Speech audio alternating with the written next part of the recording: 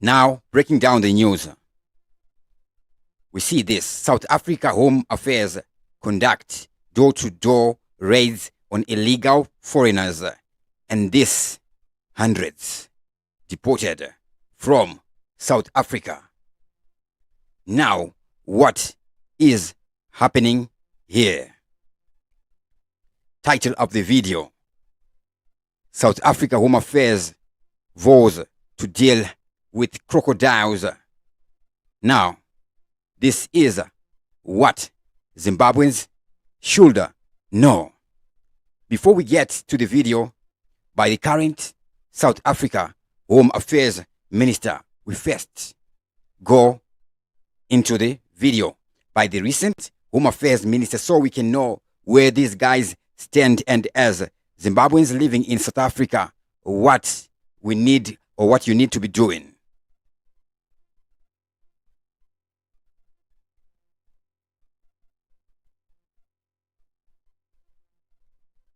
Conference. Unfortunately, I can't remember the date, when some people accused us of doing nothing to secure our borders.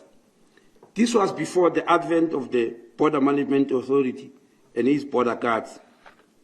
The accusations were made when social media videos showed poor people jumping the border, some of them in order to come into South Africa, buy a loaf of bread or meal or paraffin. Yeah, you say when poor people are coming to afford their families to buy a loaf of bread or a meal. Take note there. South Africa, buy a loaf of bread or meal or paraffin. Now, at that time when this accusation was made that we are doing nothing, I pointed to the country that people want us to chase lizards while crocodiles abound. I described crocodiles as respectable people. People want us to chase lizards as crocodiles abound.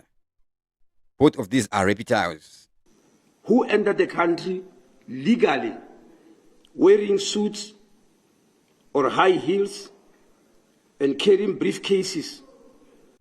These ones, they entered the South African countries legally, wearing suits or high heels, carrying briefcases,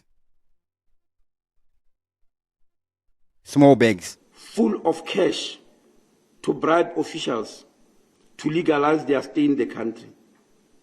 I said then that we are going to concentrate our energies and resources on the crocodiles.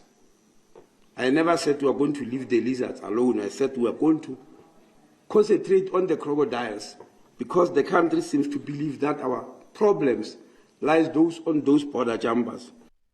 Our country seems to believe that our problems lies on those border jumpers. Right? So, a border jumper, what should they do? They should get regularized. Anyways, let's go now to the current one. Or by simply not giving you the documents you require to even open a bank account or apply for a job. That person has huge power over you, and they can abuse that power through their discretion. And especially here we're saying the first concern is what? People should be afforded to be able to apply for a job or a bank account. By sincerely apologizing for not being there in person today. The only reason for this was because of an urgent engagement on border management issues. So we're seeing here the South African system, how they are conducting their parliament business. One is there on Zoom. The others are in the house, right? So in this case, we are not seeing any interjections. Order, point of order, they are dealing with the business of the house. And in fact, I will be able to give some feedback on that in one of the questions that has been asked. So my sincere apologies, and this will be a rare occurrence, I assure you. Chair, in terms of this question, let me indicate indeed that the contemplation of digitization for this department is not only one of the things we're looking at, it is the central vision that we have for moving Home Affairs forward. The question refers to a range of documents, including IDs, birth certificates, and passports, and then asks about what the plan is for digitizing those. Now, Honorable... So here basically he's talking about digitizing. Anyways, he's talking about digitizing, making the process easier. Obviously, something that has never been done before. It hasn't been done. It doesn't mean it cannot be improved. We didn't have workers' unions. Then we started having workers' unions. Right? Here, the application processes, we are seeing a lot of stampedes. People have not organized themselves into groups. Who does that? So here now we're seeing that the South African government is now pressured to do that, obviously, because some people lose their lives and the stampedes in the queue there, and they're talking about the digitization to make the process easier. To make the process easier, one might actually never think of regularizing themselves because it never came to them. Where would you get such information?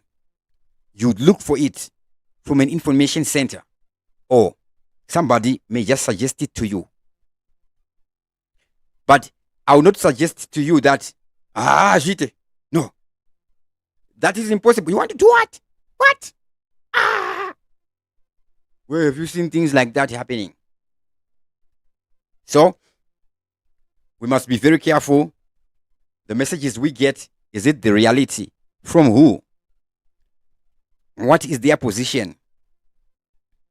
So usually, those who be fear-mongering, trying to stop you from doing whatever you're doing.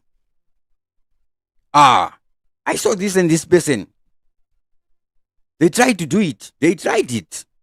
Okay? So, on the issue of trying it, obviously, you shouldn't learn as a vision learner from somebody who failed. Delegates will be aware that in the past, there has been some digitization at Home Affairs.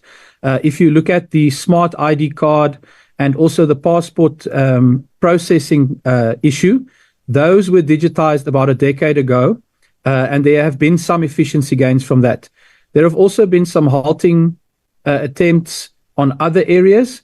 The online booking platform is a tool that we need to use and build on. However, Chair, the goal here is to go much further. We want to actually move towards digitization and automation also in the space of applications and adjudications and the issuing of outcomes. In other words, he further emphasizes on the application. He further emphasizes. Big up to everybody who's watching us live right about now.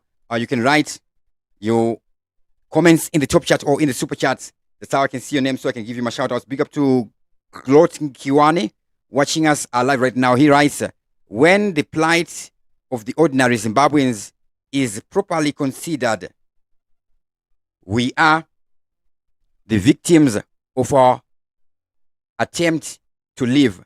We are seen as criminals when actually our criminal plight so imposes on us.